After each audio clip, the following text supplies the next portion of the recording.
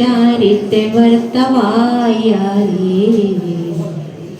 अपं परंच झुंझई सो आइडियो मुनि जेओ सो आइडियो मुनि जेओ। 1008 से पार्श्वनाथ भगवान की जय। संत शिरोमणि परम पूज्य आचार्य गुरुवर विद्यासागर जी महाराज की जय। ब्रह्मांड के देवता, धरती के देवता, हम सबके देवता, हम सबकी आत्मा में विराजमान संत शिरोमणि परम पूज्य आचार्य गुरुवर विद्यासागर जी महाराज की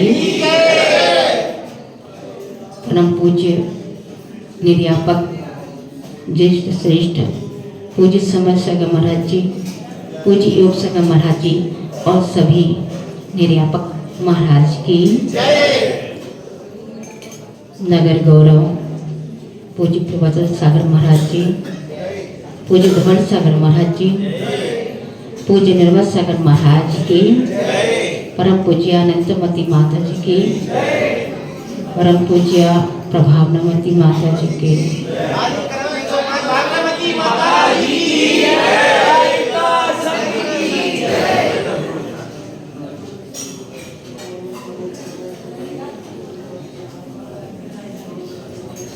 परम पूज्य आचार्य गुरुदेव के बारे में उनकी भावांजलि, उनकी विनयाजलि कैसे कहें और कैसे मनाएं। उन्होंने इतने उपकार किए हैं कि उन उपकारों को गिना नहीं सकते। गुरुदेव की जो समाधि तीसरे पहर में हुई है, बताते हैं कि तीसरे और चौथे पहर में ही सारी सिद्धियां और सारी उपलब्धियां प्राप्त होती हैं। और गुरुदेव ने तो न जाने कितने जन्म जन्मांतर का पुण्य एकत्रित करके लाए। वो किसके लिए लाए? सिर्फ पंचम काल में जो प्राणी जन्म लेंगे उनके लिए कौन संभालेगा, उन्हें कौन उद्बोधन देगा, उन्हें कौन धर्म मार्ग पर लगाएगा और उन्हें कौन मोक्ष मार्ग पर लगाएगा। इसके लिए तो उनका जन्म हुआ है। और दीक्षा ली तो कहते होंगे सब कि उन्होंने अपने लिए दीक्षा ली, उन्होंने अपने कल्याण के लिए ली।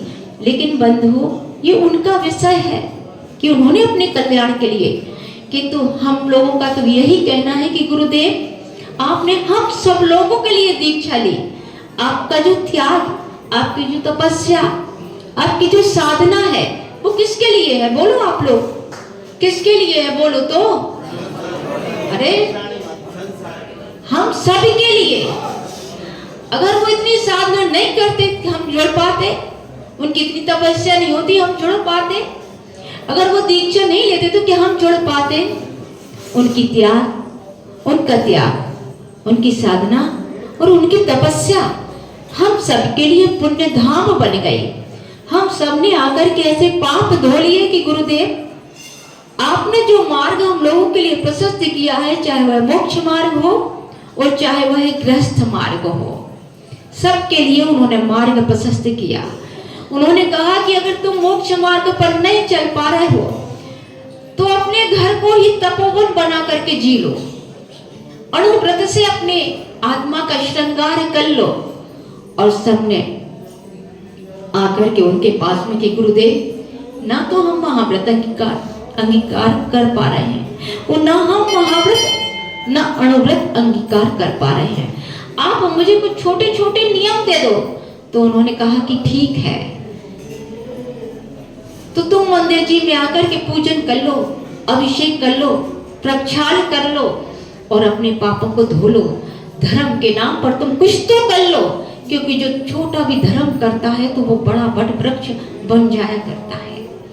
गुरुदेव ऐसे थे। आज जब गुरुदेव की चर्चा चल रही थी तो सराफ जी आए और उन्होंने कहा कि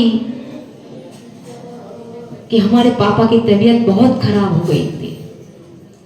आज किसी के पास में ले गए कि गुरुदेव मनीष सराफ वगैरह, तो वो अपने पापा को लेकर के गए तो आचार्य ने कहा कि क्यों तुम्हारे रात्रि भोजन त्याग है? बोले हाँ हमारा रात्रि भोजन का त्याग है। बोले जल का त्याग है? बोले नहीं गुरुदेव, जल तो हम पी लेते हैं। जल पी लेते हो तो रात्रि का त्याग कर दो। और सब लोग अवाक रह गए कि ऐसी स्थिति में तो हम लाए हैं कि एक हॉस्पिटल से दूसरे हॉस्पिटल लेके जा रहे हैं और गुरुदेव रात्रि जल का त्याग करवा रहे हैं। लेकिन फिर भी श्रद्धा है। उन्होंने कहा गुरुदेव हो तो नहीं पाएगा हमसे, लेकिन आप कह रहे हैं तो हम रात्रि जल का त्याग कर देते हैं। वो जो उनके लिए हॉस्पिटल लेकर के गए, तो जब पहले लेके गए थे तब कुछ 33 बीमारियां उनके अंदर बताई गई, ऐसे कुछ बता रहे थे कि ऐसी बीमारियां थी। लेकिन गुरुदेव का आशीर्वाद लेकर के पहुंचे तो डॉक्टर कह रहा है कि इनके लिए और तो सब कुछ नॉर्मल है, लेकिन इनका जल पीना कम करवा दो। क्या बोला? जल पीना कम करवाओ, जितना ये पीते हैं उससे आधा करवाओ। तो उन लोगों ने वहीं से गुरुदेव को नमस्कार किया कि गुरुदेव आपको क्या पहले अवधि ज्ञान हो गया था कि आपने पहले कह दिया कि इनका जल, और रात्रि में बोले इतना जल पीते थे, हर आधा घंटा में जल पीते थे। तो बोले आधा जल तो वैसे ही कम हो गया। तो ये छोटी बात है, लेकिन आचार्य जी के तो ऐसे कैसा उनके लिए था। एक महाराज जी थे, उनको कैंसर, पहले से कैंसर, दीक्षा नहीं ली और डॉक्टर कह रहा है कि अब तो बचना बहुत मुश्किल है। लेकिन जब आचार्य जी के पास में आए और आचार्य जी ने उन्होंने त्याग वगैरह करवाया, वो जब रिपोर्ट दिखाने गए तो बताते हैं कि भैया तुम्हारे लिए है ही नहीं कैंसर। ये कौन से महाराज जी मालूम आप लोगों के लिए?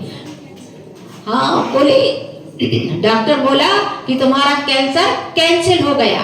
क्या बोले डॉक्टर? तुम्हारा कैंसर कैंसिल हो गया। ये है पूज्य निराश्रम महाराज की, ये है नरसिंहपुर के। तो गुरुदेव के लिए ऐसी कई बातें हैं जो आप लोग सब जानते होंगे। और आज भी गुरुदेव अजर अमर है। वो तो क्या है? वो अजर अमर है वो तो। और स्वर्गों में भी गए हैं, तो स्वर्गों में तो भवनत्रिक देव पहुंचे होंगे, अपने अपने स्वर्गों से इंद्र आए होंगे, देवता अपने परिकर के साथ आए होंगे। और एक चर्चा की होगी कि एक महान संत हमारे स्वर्ग में पधारे हैं, एक महान संत, और सभा लग गई होगी उनकी, तो धर्म में चर्चा के रही है, देख रहे होंगे कि कैसे क्या है। और उनका आशीर्वाद पूज्य ज्ञान सागर महाराज जी आ गए होंगे और उनसे कहा होगा कि मेरे शिष्य तुमने कितना अच्छा कार्य किया है। ये तो समझ गया था, इसीलिए कई विरोध के बावजूद तुम्हारे लिए दीक्षा दी है। और कितना खुश हो रहे होंगे कि तुमने कितना कुछ किया इस धरती पर। धन्य वो दिन और धन्य पूज्य ज्ञान सागर महाराज जी, जिन्होंने पहचाना जाना उनके लिए। कहाँ वो कर्नाटक के थे, कहाँ इनकी उम्र थी, कहाँ उनकी उम्र थी बंधु। अब अपने ये सब सोच कर के ये सोचो कि पुण्य हमारा कितना था। गुरुदेव ने जन्म कहाँ लिया? कर्नाटक में। दीक्षा कहाँ हुई उनकी? राजस्थान। और हम सब ने बुंदेलखंड वासियों ने कितना उनका फल तो अपने लोगों ने चखा है। सोचो वो संत कभी नहीं गए कर्नाटक के लिए। दीक्षा होती है, जब हम लोग की दीक्षा हुई तो हम लोग तो जानते ही नहीं थे, तो गुरुदेव से कहते थे कि गुरुदेव आप कर्नाटक नहीं गए हैं, आपके साथ हम लोग भी चलेंगे। तो गुरुदेव कहते हाँ हाँ तुम लोग चले जाओ, हाँ हाँ तुम लोग चले जाओ। कितने निरीह वृत्ति। अब ऐसे संत जो हमें शिक्षा दे करके गए हैं, बस गुरुदेव से यही कहेंगे कि गुरुदेव आप बहुत करुणा वाले हैं। आपके अंदर तो दया का सागर लहराता था। पंचम काल में आए तो सिर्फ हम लोगों के लिए आए, लेकिन गुरुदेव अब ऐसा ही करना कि अब आप आओ तो आप लोग भी प्रार्थना करना। बोलो आप लोग गृहस्थ जीवन में अच्छा लगा? बोलो किसका जीवन अच्छा लगा तुम्हें? तो बोलो ना किसका लगा? उनका ही अच्छा लगा ना। ऐसा तो नहीं कि घर में कह रहे हो कि अपन तो सात बंधन में बंधे हैं फिर। तो बस यही प्रार्थना करना है कि गुरुदेव जैसे आपने अभी दीक्षा ली और बिना विवाह किए आप चल पड़े और आपने ऐसे ही शिष्य बनाए। तो हे गुरुदेव, अब जितने भी हमारे आगामी पर्याय हैं उनमें गुरुदेव आपके चरणों में ही हम पहले आ जाए, इस द्वंद्व में, इस गृहस्थी के झंझट में हम पड़े ही ना, और आपके ही कर कमलों से हम लोगों की दीक्षा हो। और जब आपका समोशरण हो तो आपके ही समोशरण में हम लोग दीक्षित होकर के और उस मोक्ष धाम को प्राप्त कर लें। बंधु, एक जगह की बात है, बताते हैं। जयपुर के कुछ व्यक्ति गुरुदेव के पास मंचन करने आए।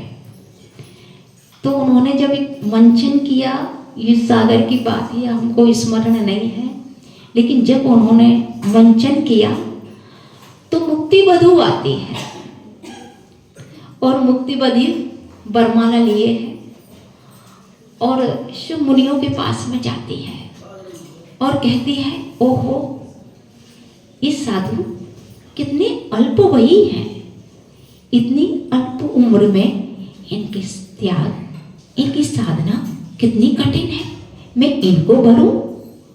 फिर नजर उठती है दूसरे साधु पर। गुरुदेव का संग शोभायमान है, सभी साधु अपनी तपस्या में तल्लीन है। अब मुक्ति वधू की नजर जब दूसरे पर उठती है, ओहो, ये भी तो कितनी त्यागमयी है, इनकी प्रतीक्षा तो मैं कर रही थी, ऐसे ही बरतो मुझे। और फिर जैसे और साधु पर नजर उठती है तो कहती है, ओह, ये भी तो कितनी त्याग और तपस्या वाले हैं, इनका सील कितना प्रशस्त है, लो मैं इनको वरमाला डालती हूँ। फिर नजर उठती है और साधु पर, ओहो, मैं इनको डालूं वरमाला या मैं इनको डालूं, मैं इनको डालूं या मैं इनको डालूं। यहाँ तो सभी एक से एक तपस्या में रत साधु है। और बोलने लगती है, विस्यासावसाती तो निरारंभो परिग्रह ज्ञान ध्यान तपोरक्तः तपस्वी सप्तस्यते। यहाँ तो सभी विषय कसायों से दूर है, परिग्रह से दूर है, अपने ध्यान में तल्लीन है। अब सोच रही मैं किसको डालूं, मैं किसको डालूं, सभी को देखती हुई जा रही है। और अकस्मात जैसे ही आजश्री पर नजर पड़ती है तो थम जाती है, रुक जाती है और कहती है, रुके जो कदम तेरे दर पे थे हम, रुके जो कदम तेरे दर पे थे हम, अभी कदम और आगे कहीं नहीं बढ़ रहे हैं, ये आंखें अब कहीं और नहीं, ये बरमाला भी थम गई है, अब आपकी ओर बढ़ रही है। ऐसे तपस्वी, ऐसे सस्वी, ऐसे ओजस्वी, ओहो, मैं आपकी ही तो प्रतीक्षा उस मोक्ष धाम पर कर रही थी गुरुदेव, अब मुझे किसी और को नहीं देखना। इस जगत में आपके जैसा तपस्वी कोई नहीं है, इस जगत में आपके जैसा यशस्वी, आपके जैसा साधक कोई नहीं है। आप तो निर्विकार है गुरुदेव, आंखें खोलो, जिसकी आप साधना कर रहे हैं ऐसी मुक्ति वधू वरमाला लिए आपके लिए खड़ी है, मेरा सौभाग्य गया। आप आंखें खोलो, मुझे वरो, मेरा वरण करो। किंतु गुरुदेव तो आंखें ही नहीं खोलते हैं।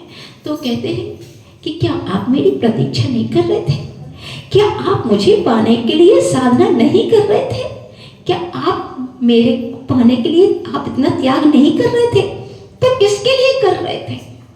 लो, मुझे मालूम है आपकी साधना, आपका सब कुछ मेरे लिए है और मैं आपका वरण करती हूँ। तो कहते ठहरो, तो आश्चर्यचकित रह जाती है कि आप कैसे हैं, आप कह रहे ठहरो, अरे इतने सारे तपस्वी हैं जो मेरे लिए लालायत हैं और मैं सबको छोड़ करके आपके पास आई हूँ और आप मुझे ठहरने को कह रहे हैं। अब मुझे धैर्य नहीं है, अब मुझ में धीरज नहीं है, मैं अब प्रतीक्षा नहीं कर सकती हूँ, डालती हूँ मैं। तो गुरुदेव कहते हैं कि मैं तब तुम्हें वरूंगा जब मेरे इतने सारे साधु हैं वो भी तो तपस्या कर रहे हैं। पहले तुम उनका वरण करो, फिर मैं तुम्हारा वरण करूंगा।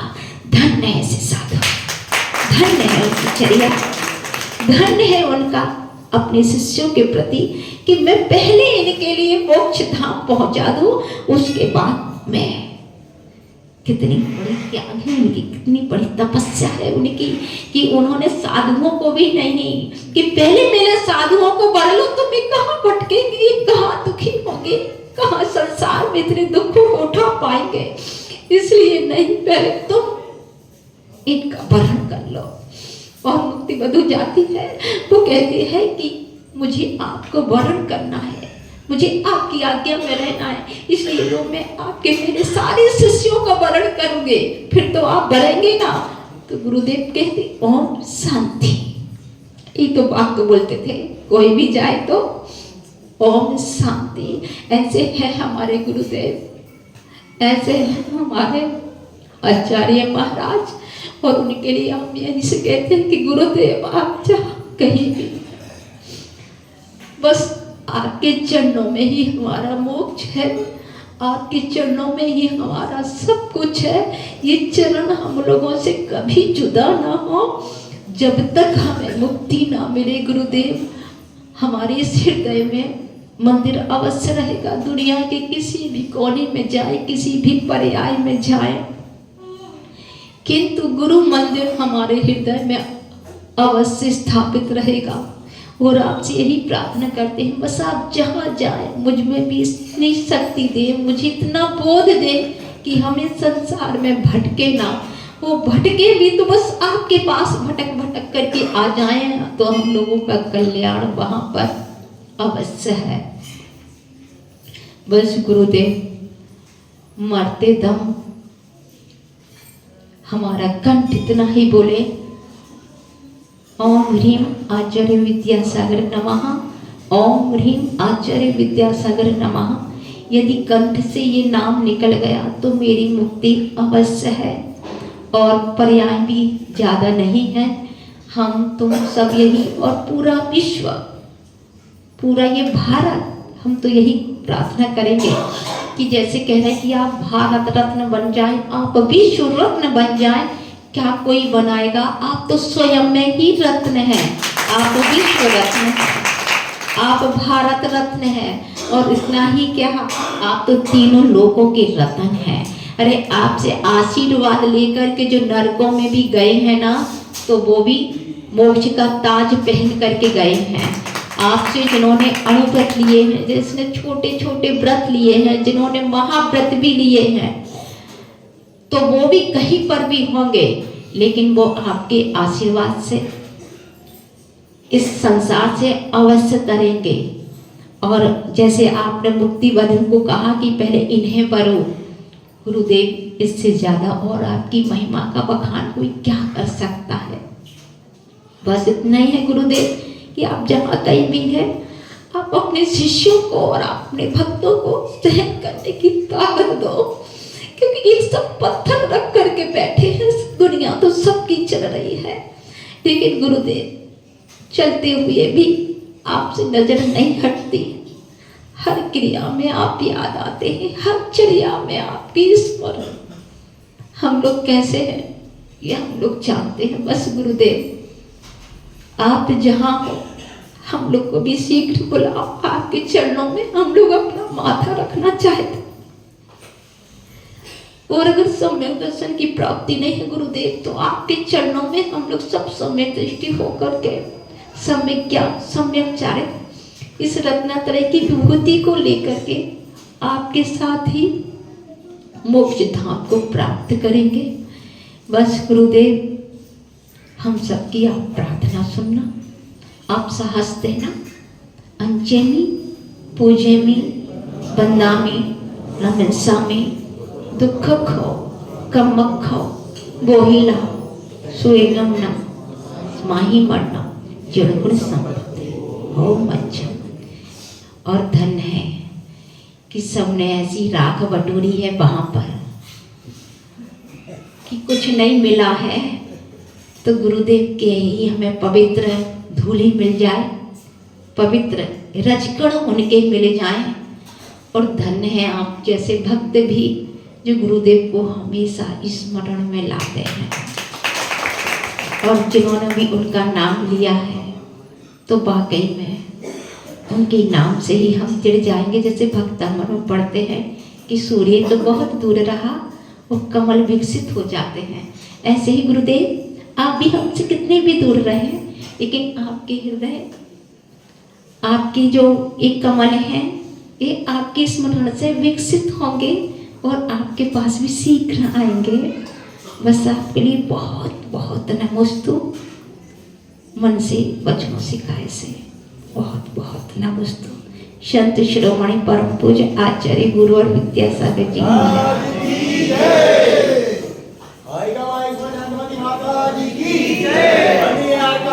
की जय।